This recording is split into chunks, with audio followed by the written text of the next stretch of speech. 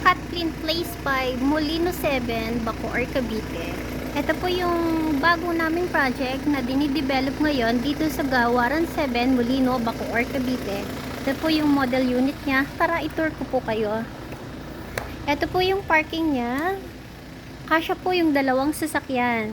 Ito kasing ipapakita ko sa inyo is end unit or corner lot kasi may extra lot po siya. Ito naman po ang pagpasok natin sa pinto. Ayan. Ganito po ang kanyang living and dining area. Kasi po ang kanyang lot area ay 60 square meter at ang floor area po niya ay 111 square meter. As of today, ang price niya po ay nasa 5.2M at 30,000 po ang reservation para po kayo ay makapag-reserve ng unit. Ayan, ito po yung dining area, naka-maximize, may mga cabinet.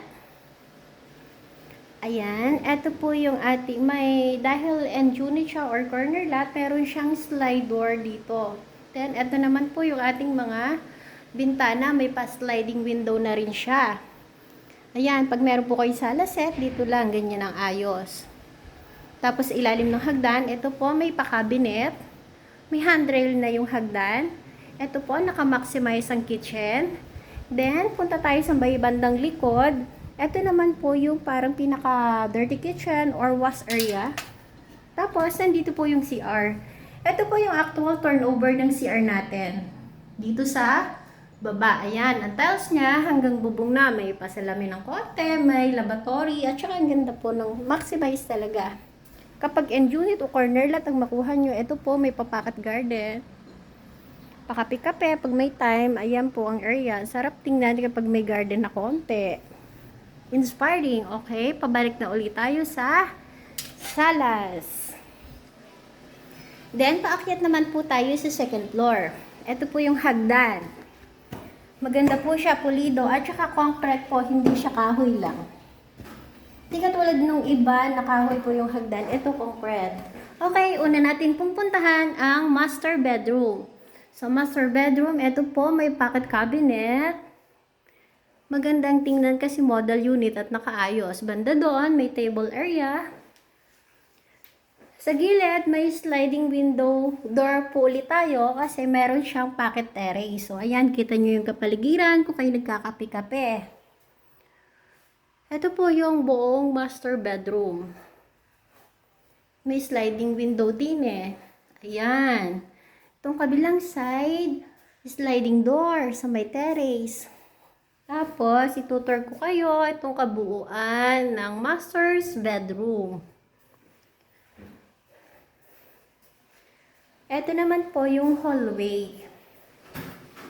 Ito po yung toilet and bath dito sa taas. Ayan po, may lavatory din siya. Ayan yung actual turnover po sa inyo pag i-turnover namin sa inyo ang unit nyo.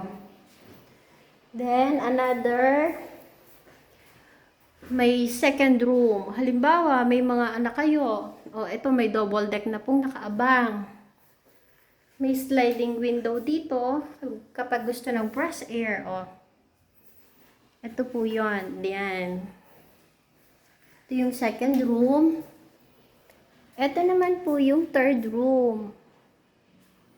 Ayan, naka-maximize po talaga. Mayroon ditong bed.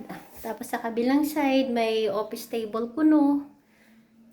Kung nag-aaral po ang titira, ayan o, may pa-cabinet na konti. Ayan, may cabinet at saka may table na din. Naka-organize po talaga. And then, dito po ulit tayo sa hallway. Ito yung CR. Tapos, tayo po ay pababa na. O, ayan, maganda po 3 bedrooms sa taas, 1 toilet and bath. Tapos sa baba, may salas and 1 toilet and bath. Malaki po siya.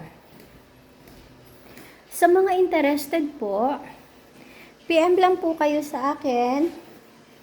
My name is Pel. My number is 0917-323-1855.